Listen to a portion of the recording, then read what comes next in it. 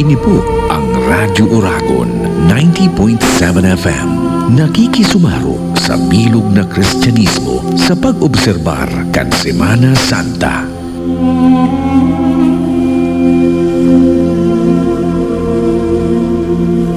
Babasahon gikan sa libro ni San Juan, Kapitulo 14, versikulo 36 hasta 38. Si Simon Pedro naghapot, kagurangnan, sain ka maduman? Si Jesus nagsimbag, kung sain ako maduman, dai ka makakasunod ngunyan, masunod ka ngapit. Si Pedro naghapot giraray, kagurangnan, ta daw taday ako makakasunod sa imo ngunyan? Huli sa imo, itataya ko an sa kuyang buhay. Si Jesus nagsabi, itataya mo an sa imong buhay huli sa ko? Tutuong sinasabi ko sa imo, bago magturaok ang manok, makatulumo na akong pinagnigaran. Aldaw bangi, magayuno na maray, musika na orato na tunay. 90.7 Radyo Oragon.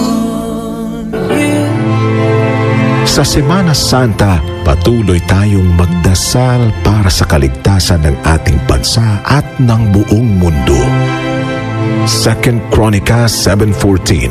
At kung ang aking bayan na tinatawag sa aking pangalan ay mapagkumbaba at magdasal at humanap ng aking mukha at magsisi sa kanilang mga kasalanan, ay aking maririnig mula sa langit at aking patatawarin ng kanilang kasalanan at pagagalingin ng kanilang lupain.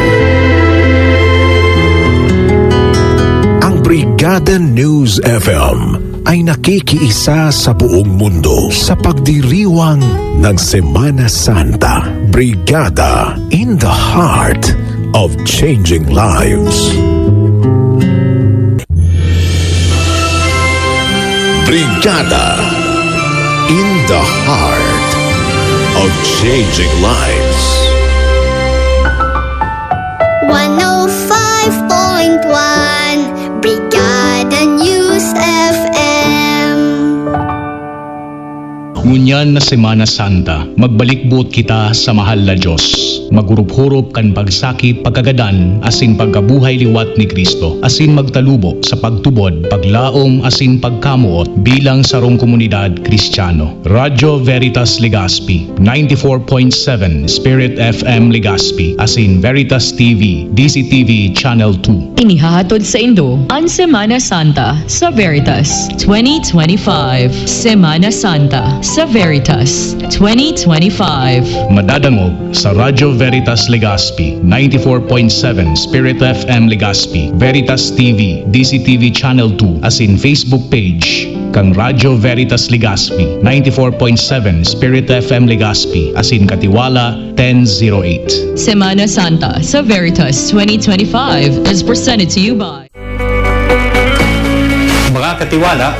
Sa taon 2025, maselebrar nin ika-35 taon ang Radyo Veritas Legazpi.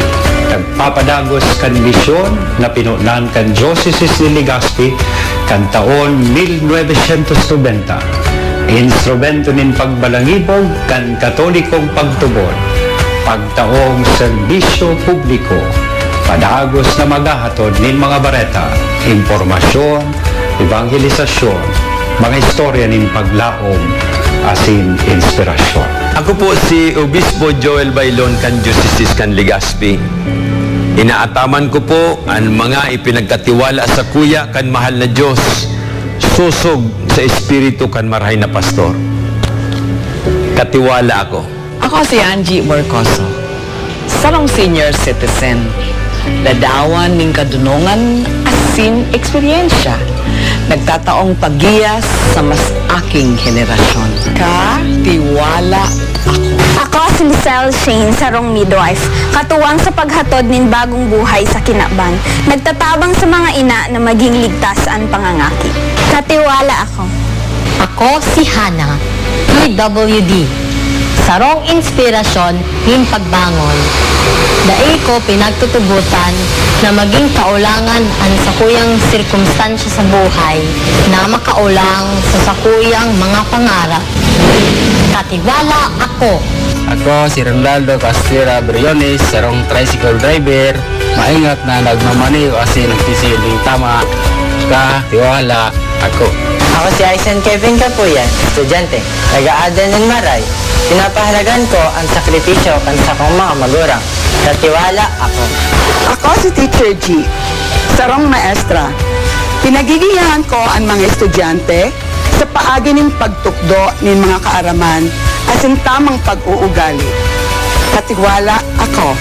Radyo Veritas Legazpi. Minaselebrar kanika 35 taon sa 2025. Serbisyo publiko. Kusog ang marhay na bareta. Danay na magiging katiwala sa katotohanan.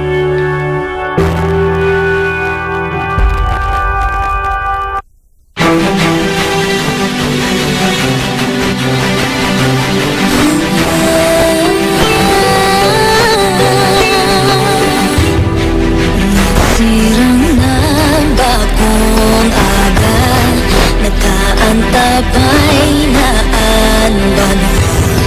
Siradyong sa tong katiwala, sa katotohan, sa bareta, sa pagtabang sa kapwa.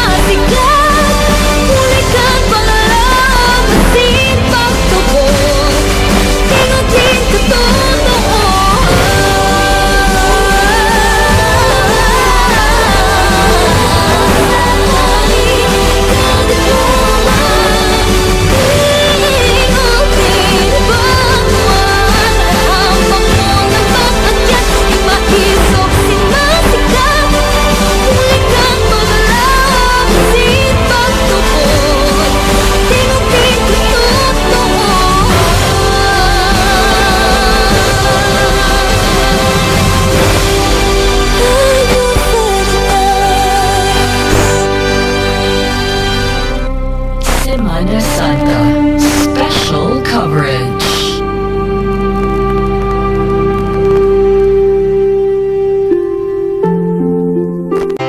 Philippians chapter 2 verse 8.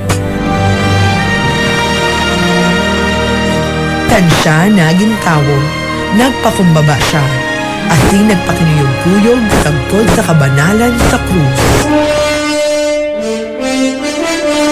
Ang 97.1 OKFM nakikisumarok sa bilog na kakristiyanohan sa pagkomemorar kan pagsakit, pagkagadan, asin pagkabuhay liwat kan sa tong kagurang ng Heso Kristo.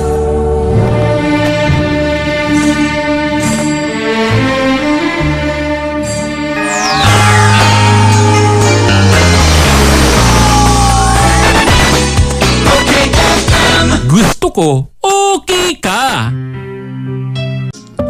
Ito ang Holy Week Specials ng FEBC Radio TV Network para sa pag-alaala sa pinakadakilang handog na kaligtasan ng Panginoong Hesukristo.